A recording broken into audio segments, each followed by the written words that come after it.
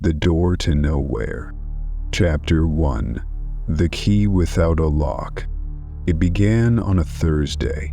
Rain had draped itself over the town like a heavy coat, and the sky hadn't changed shades in hours. 17-year-old Eliza Brennan stood in the attic of her grandmother's old house, surrounded by dust-coated boxes and the quiet hum of something unspoken. The house had always made her uneasy ever since she was a little girl, but her grandmother's passing had left it to her family, and more importantly, left Eliza with questions. She was sorting through a chest of forgotten books and yellowed letters when she found it. The key. It was small, old, and rusted. A strange black-green sheen clung to its edges, and its head was carved in the shape of a circle. No ridges, no patterns, just smooth metal that felt cold even through her gloves. It lay beneath a false bottom in the trunk, wrapped in linen that had long since lost its color. Eliza held it up to the light. It didn't match anything she'd seen in the house. She checked every door, every drawer, every cabinet she could find, but nothing fit. Not even the antique chest in the bedroom, or the cellar lock that no one had dared open since her grandmother's mind started to slip. That night, the house felt different. The floorboards groaned with less rhythm, and the hallway light flickered even though the bulb had been changed just days ago. As Eliza lay in bed, the key rested on her nightstand. She couldn't stop glancing at it. At 3:11 a.m., she awoke with a start. The key was gone. She sat up, heart thumping. Then she saw it, sitting upright in the hallway, as if it had walked there on its own. A faint trail of black dust led from the nightstand to the floor. She picked it up, and on the wall across from her bedroom, where there had never been a door before, there was one now. Chapter 2. The Whispering Frame. Eliza stared at the door in stunned silence. It was old, just like the rest of the house, but it hadn't been there the night before.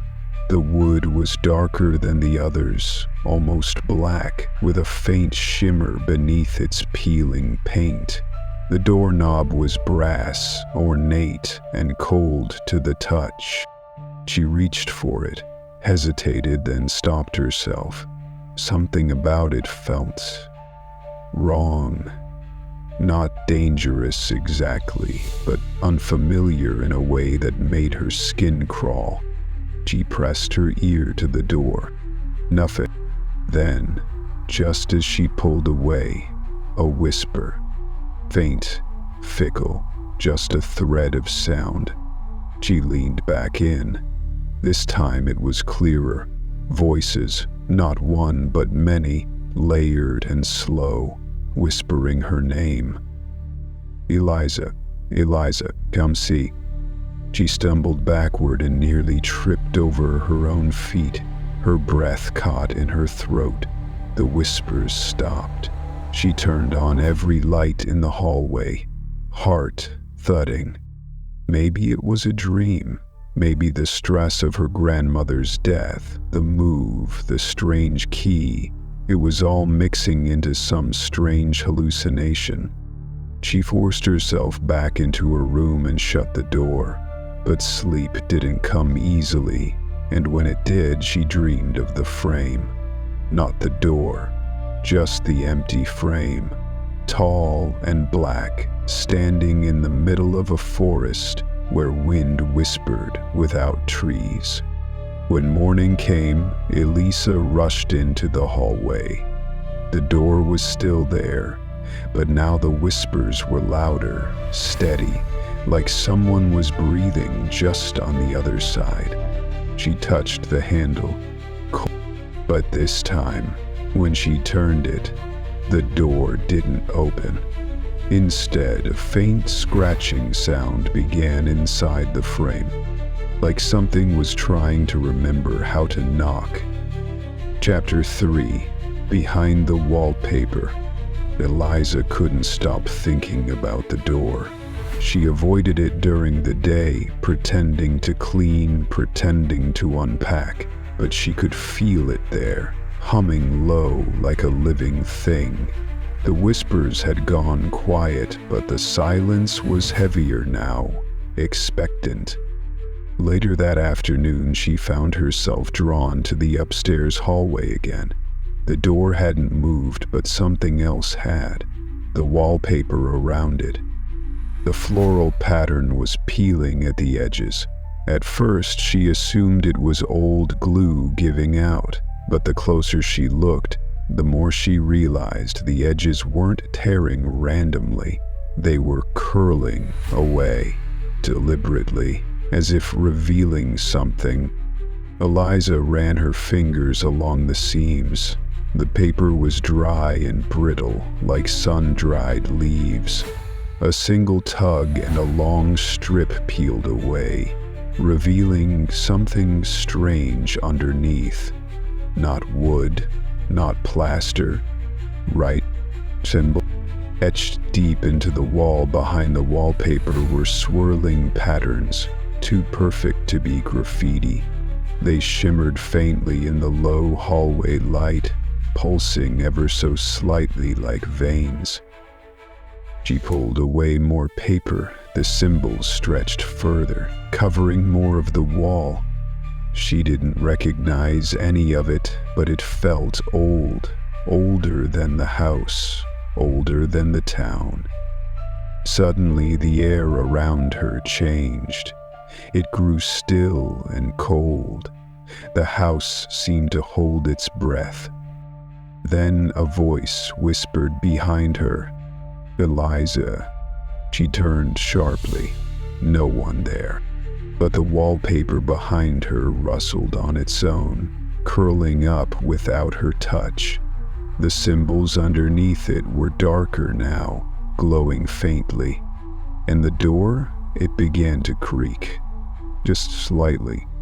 Enough to let her know it had heard her. Chapter 4. The Room That Shouldn't Be. Eliza waited until midnight to try the door again. Something about the hour felt right. Wrong, but right. As if the house itself might be more honest under darkness. The hallway was silent save for the occasional groan of old wood and the hum of the overhead light. The whispers had stopped entirely. That made it worse.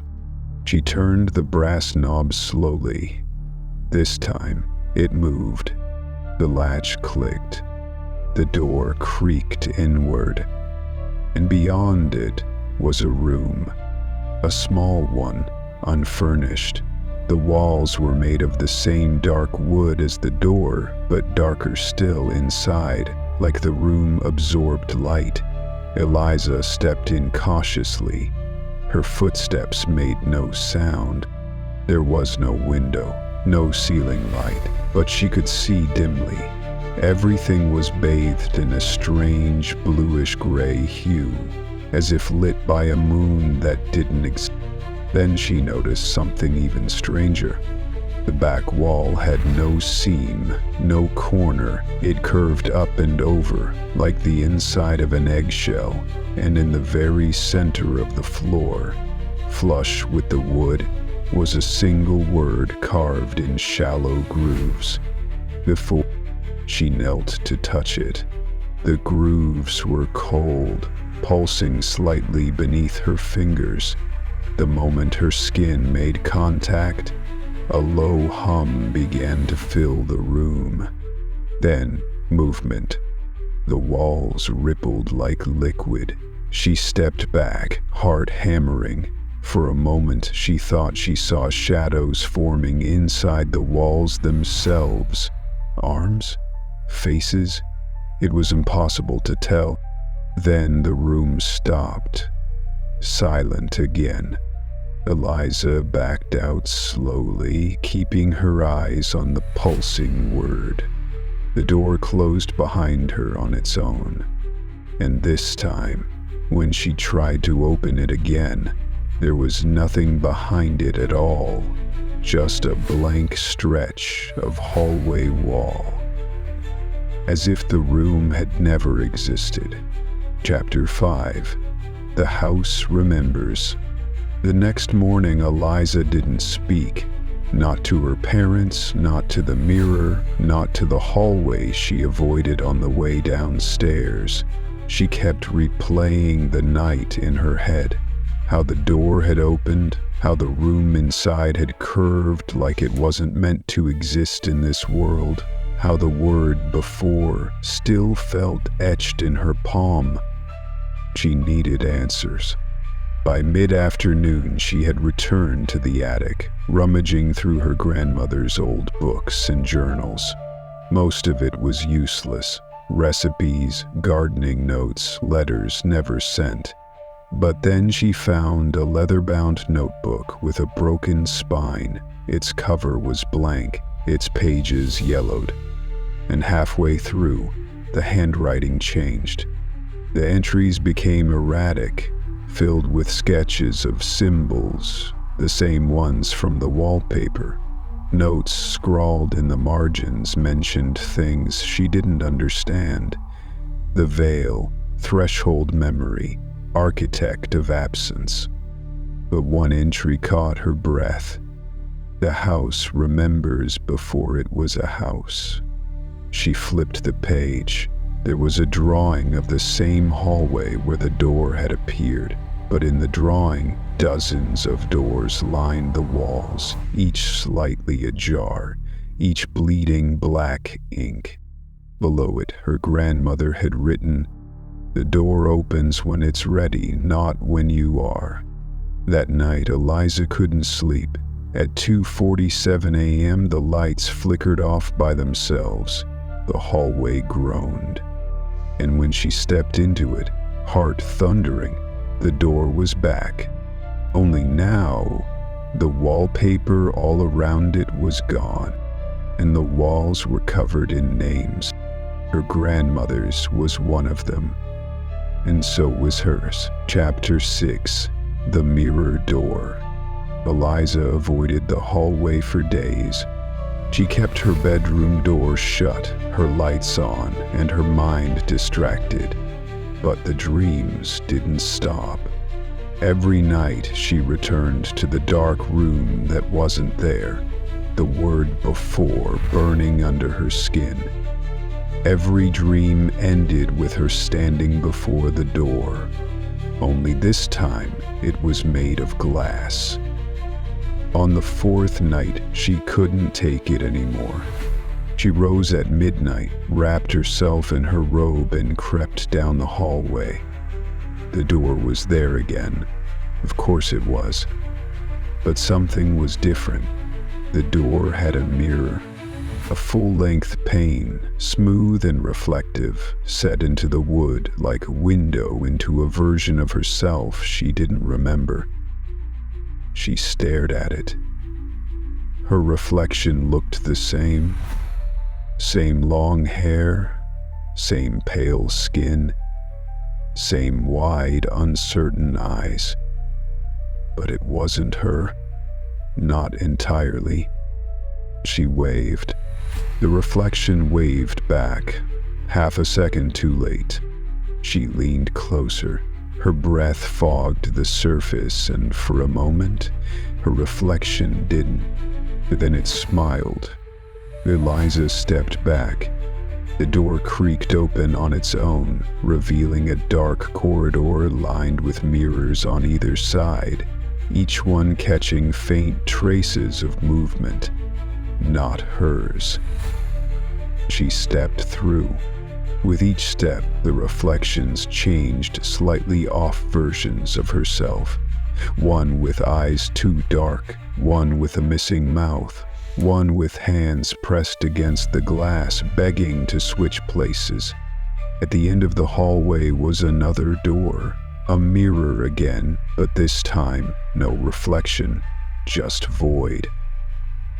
And etched into the glass were the words, You are being remembered. Chapter 7. Through the Floorboards. The following morning, Eliza couldn't stop thinking about the mirror corridor. The reflections, versions of herself not quite right, haunted her every blink. She skipped breakfast, ignored the knocking on her door from her father, and returned to the hallway, but the mirror door was gone again.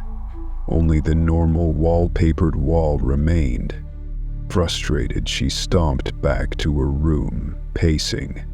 There had to be another way. Another sign.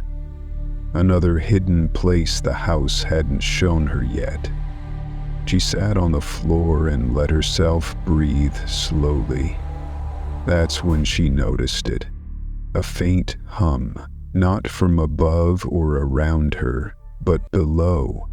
Eliza pressed her palm to the wooden floor. The hum deepened into a rhythmic vibration, steady and low, like a heartbeat beneath the house. She got on her hands and knees, tapping the boards.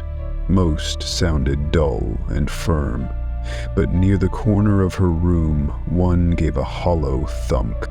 She pried it up with her fingernails. Beneath was a narrow crawl space, dim and tight. The hum was louder now. She grabbed a flashlight and lowered herself into the space. Dust choked her throat, but the further she crawled, the clearer the sound became. It was whispering.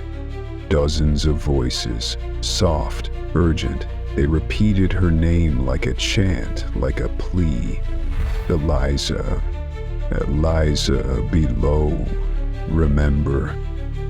She found another panel of wood, smaller, different grain. She pressed her hand against it.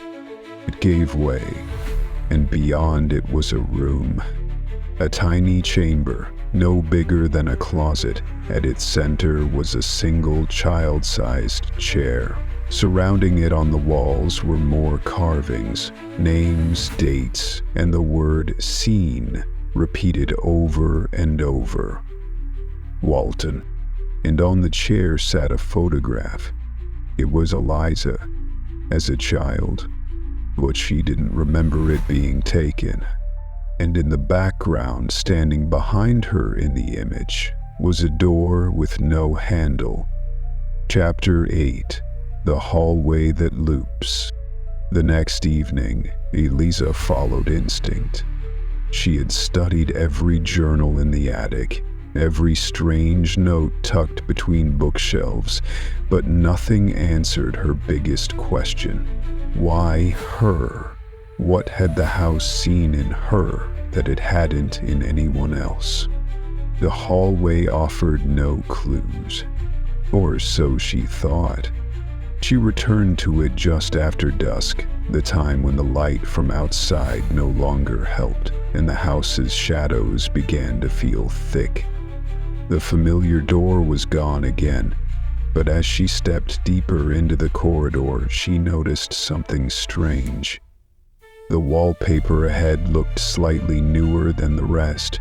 The floorboards creaked in a pattern she didn't recognize. Still, she walked. Left, right, then straight. She passed the same hall table 3 times, and then again. She turned around, walked back, past the same table again. She ran her fingers across the table's surface. A scratch in the wood. E.B. She kept walking. Now the lights above began to hum, not flicker, hum, like they were tired of pretending to be ordinary. The hallway extended again. Eliza walked until the hallway folded back in on itself. No doors, no rooms, just hallway. I loop. She started to panic. Her breathing quickened. She broke into a jog, then a run. She sprinted toward what should have been the front door, only to find herself where she started. The carved table. The EB A soft voice whispered from behind the wall, "You've always been here." She stopped, and then the lights blew out. In complete darkness, she reached for the wall, searching for something, anything. Her fingers found a groove, a small handle, another door, and this one was warm. Chapter 9. No exit, no end. The warm door beneath her hand pulsed once, softly, like a slow heartbeat. Eliza hesitated. Every instinct screamed at her not to open it, not to go further. But curiosity had become more than curiosity. It was compulsion. She turned the handle. The door opened into another hallway, but this one was different, narrower, the walls closer, and there were no lights. Just an endless stretch of dim gray hallway. She stepped inside. The door behind her closed, locked. She moved forward, counting her steps. 20, 30, 40. The walls remained the same, the floorboards identical. She marked the wall with her fingernail. 5 steps later, the same mark appeared again. Then again. A loop, but it wasn't like before. This loop didn't want her to notice. "Eliza," a voice whispered, but it didn't come from ahead or behind. It came from beneath the floorboards. She dropped to her knees, pressed her ear to the wood. "We remember what you forgot." Suddenly the floor beneath her shifted, not like it was breaking, but breathing. She scrambled back, and then the walls began to change. Images appeared. Faded memories burned into wood. Her childhood bedroom, her grandmother's smile, the photograph from the hidden room. But all of them wrong, distorted, too still. She ran. No matter how far or fast she moved, the hallway never changed. The same mark, the same stretch, and eventually she saw something up ahead. A figure, standing perfectly still. It was her, but older, paler, blank eyes, no voice, just watching. And behind that version of herself, another door, black, silent, waiting. Chapter 10. The Woman in the Doorway. Eliza stared at the black door. It didn't hum like the others. It didn't shimmer or whisper. It just stood there, still and silent. But her reflection from the hallway behind had vanished, and the older version of herself, the one with lifeless eyes, had faded into the wall like smoke. She stepped closer. Every part of her said to turn back, to run, but the house had never let her leave before, not really. She reached for the knob. It turned before her fingers touched it. The door creaked open, slow, deliberate, and revealed a dimly lit room lined with dozens of photographs, each one framed in ornate black wood, each one of her. Different ages, different places. Some she remembered, others she didn't. And in all of them, someone stood in the background. A woman, tall, dressed in black, face always turned, slightly blurred by motion or distance. A shape more than a person. At the center of the room stood a tall mirror, and in front of the mirror, facing away from Eliza, was the woman. Eliza stepped inside.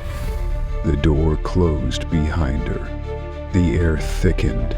The woman didn't move, didn't breathe, just stood there, silent. "Who are you?" Eliza asked. The woman raised a hand and pointed at the mirror. Eliza turned slowly. In the reflection, she saw herself, but her eyes were completely black. And the woman had no face. The mirror began to ripple. The photographs on the walls started to shift, blurring into new ones. Different Elizas, all of them standing at doors, and each one whispered in unison. Chapter 11, The Handle That Turns Itself. Eliza backed away from the mirror, her breath shallow. The whispers had stopped, but something heavier remained, an expectation, like the room itself was watching her. She reached for the door she came through, but it had vanished. Only the mirror remained. She stood frozen, then, behind her, a click. She turned sharply. A small wooden door now sat in the corner of the room, no taller than her waist. It hadn't been there before. Its handle, a simple brass loop, began to turn on its own. She watched in horror as the door creaked open, just slightly. Nothing emerged. No voice called her name, but a wave of cold air drifted from within. She dropped to her knees, peering inside. It was a tunnel, low and dark, lined with pale wooden planks that curved inward like a rib cage.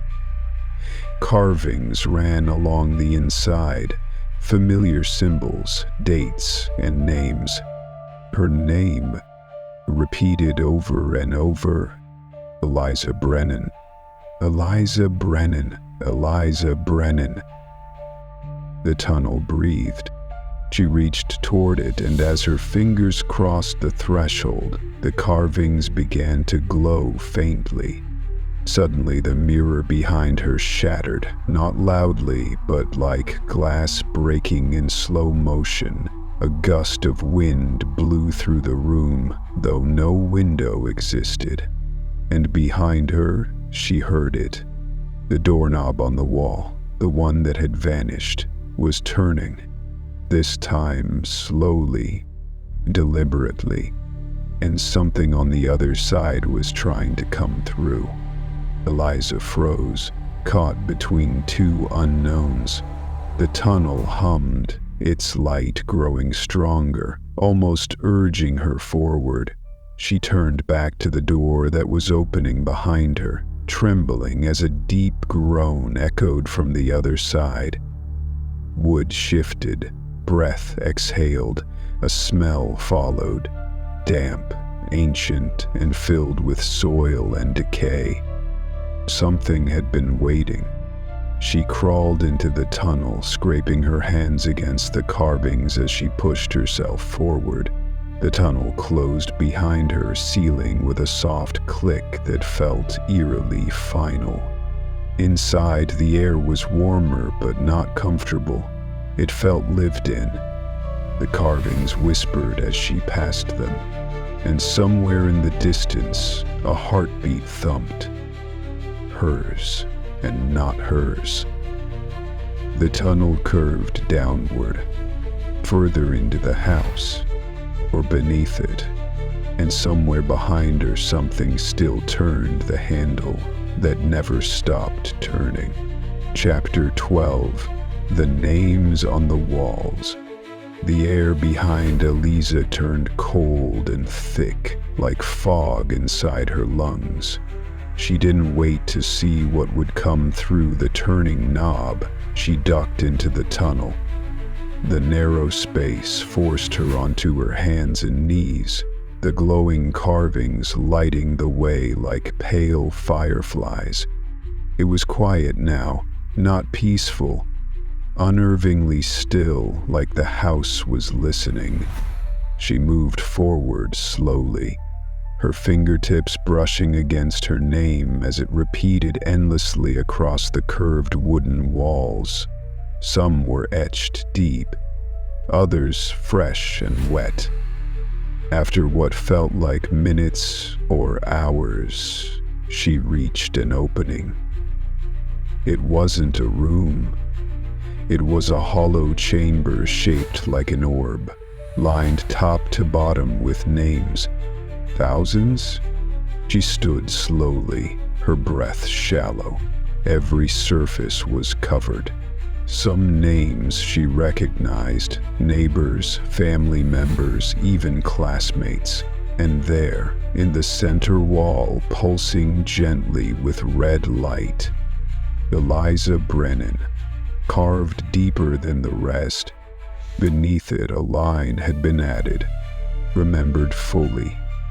Her vision blurred. She stumbled back. Suddenly, the chamber changed. The walls began to hum, a low, resonant sound that thrummed in her bones. The names flickered like fireflies, pulsing in waves as if breathing. She stepped closer to another name and touched it. It was cold. The surface rippled slightly. Margaret Brennan, her grandmother.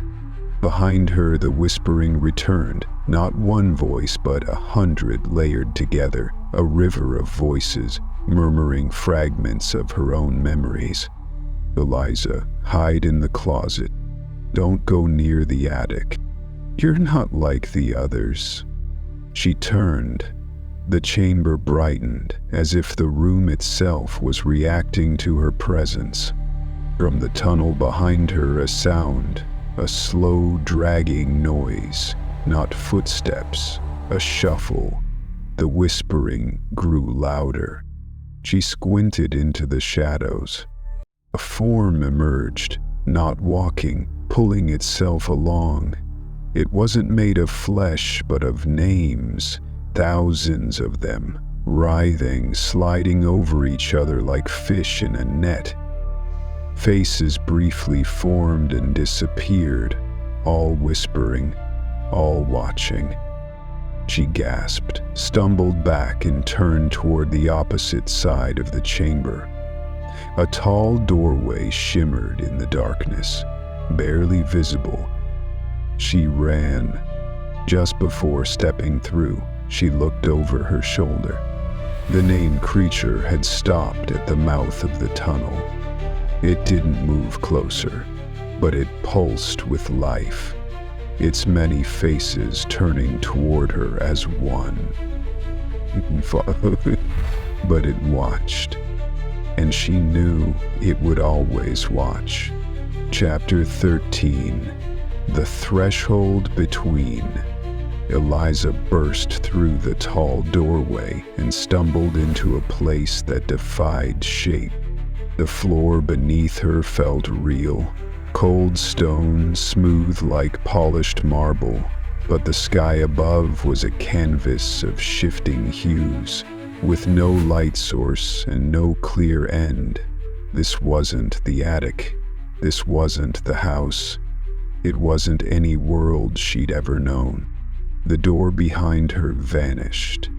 She stood on a narrow pathway suspended in air, and on either side, beyond its edges, the abyss moved, not empty, moving, a sea of shadows, whispering voices and flashes of memory like ripples across water. Each voice that rose from the mist carried a piece of her. You were born to remember. The door chose you. You are not the first. As she walked, the path began to change. Symbols from the wallpaper, the floorboards, even her grandmother's notebooks glowed faintly beneath her feet with each step. With every step, they shifted, morphing into images from her childhood, her dreams, her fears. Her hands trembled. Then the whispers changed tone, not threatening this time, but mournful, regretful. Eliza, you are near. She stopped when she saw the figure at the center of the bridge, a doorway standing tall with no walls to support it. half open. Beyond it, only light. Soft, gold, warm. It looked like peace, but beside the door stood another version of herself, this one older still, cloaked in black, holding something in her hands. It was the key. Miss Eliza looked tired but calm, like someone who had walked through 1,000 doors and survived every one. Eliza stepped forward. "What is this?" she asked. "The threshold," her other self replied. "One step forward, and you remember everything. Who you were, why the house called you." Eliza frowned. "Why did it call me?" "Because you are its story, its voice. It remembers through you. And if I don't walk through, you become part of the house, a memory that whispers to the next." The older Eliza extended the key. "But if you do, you become something more." Eliza looked at the key, then at the door. She turned back briefly. Behind her, the bridge had vanished. Only stars and spirals of fog remained. With a deep breath, she took the key and stepped through. Chapter 14. The Room That Follows. Eliza stepped through the threshold and into a room that didn't wait for her to adjust. It shifted the moment she entered, walls folding like paper, corners twisting inward, ceiling pressing down like breath. The door behind her disappeared, sealing with a soft sigh. It was a room, but not in the way rooms should be. There were no windows, no furniture, just walls covered in doors. Dozens of them, each one different, some old and wooden, others polished and modern, some burned, others pristine. Each had a name etched above it. Some she recognized, others were strangers. One said her father's name, one said her grandmother's. One said Eliza Brennan. She stepped toward her door, but it vanished. She turned to another. It dissolved before her eyes. The room was responding. "You heard, Eliza," a voice whispered, this time behind her ear. She spun. No one, but the doors were moving now, cycling like cards in a magician's hands. One landed at the center wall, a new door. Blank. It opened slowly. Inside, a version of her bedroom. Familiar, safe, but wrong. The bed was neatly made, the walls untouched, and sitting at the desk, writing, was a younger Eliza. She didn't look up. On the paper, just a single sentence repeated over and over. "You never left." Eliza stepped inside. The room melted behind her. The warmth vanished instantly, replaced by a thick quiet, the kind that settles in abandoned places.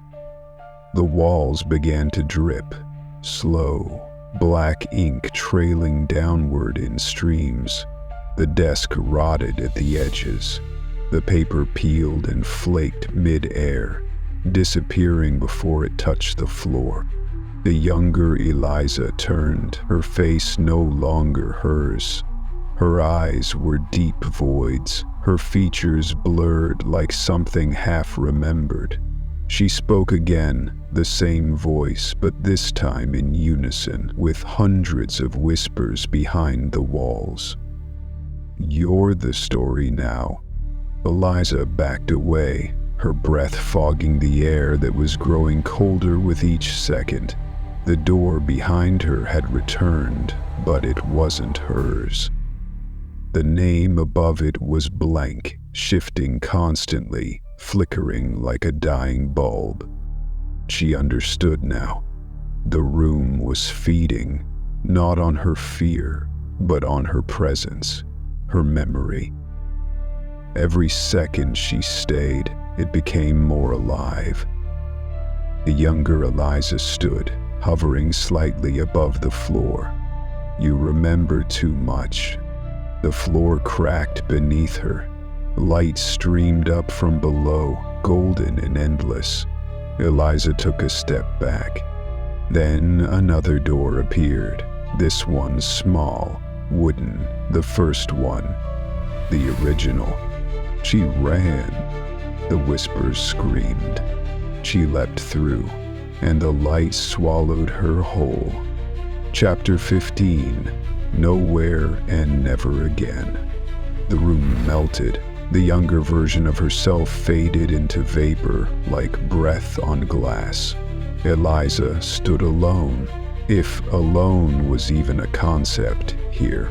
Walls stretched and curved, then snapped into place again. Doors reappeared, not the ones from before, new ones, ones with no names, no handles, just symbols and silence. The air vibrated, not with sound, but with memory. Eliza walked slowly. Every step echoed with a strange metallic ring. The space responded to her like a thought that hadn't yet formed. Shapes hovered at the edges of her vision, flickering outlines of people, of moments, of rooms that had been lost to time. She passed doorways showing fragments of lives, some her own, some strangers. A child peeking beneath a bed, a woman locking a chest in a storm, a man tearing down wallpaper to reveal a message that made him scream. Scenes flashed like memories too fragile to hold. She understood now. The house hadn't chosen her. She had always belonged to it. Every step she'd taken since she was a child, every strange dream, every door she hadn't opened but always noticed, they were threads. Threads leading here. She reached the center of the room. A single object stood on a pedestal. The key. The original one. Rusted, circular, unmarked. She picked it up. The room trembled. Not violently, but like a breath inhaled and held. A soft voice echoed, hers but older. You've returned. Then, the world peeled away like paper catching fire. Suddenly, she was back in her bedroom, but not the same. The furniture was there, the bed, the walls, but the light was different. Everything shimmered like reality was remembering itself just slightly wrong. She opened her door and walked into the hallway. No door where the strange one had appeared. No wallpaper curling, no whispers. Yet, she walked downstairs. Her parents were at the table, talking, laughing, as if nothing had happened. "Eliza, you okay?" her mother asked. She nodded, smiled, but the smile didn't quite reach her eyes, because as she sat, she felt something in her pocket. The key, still warm, and when she glanced at the wall behind her mother, a shadow passed, brief, familiar. The kind of shadow that only falls from a door that doesn't exist. Not yet, but soon, because the house never forgets, and nowhere never stays closed forever, not while memory still lives.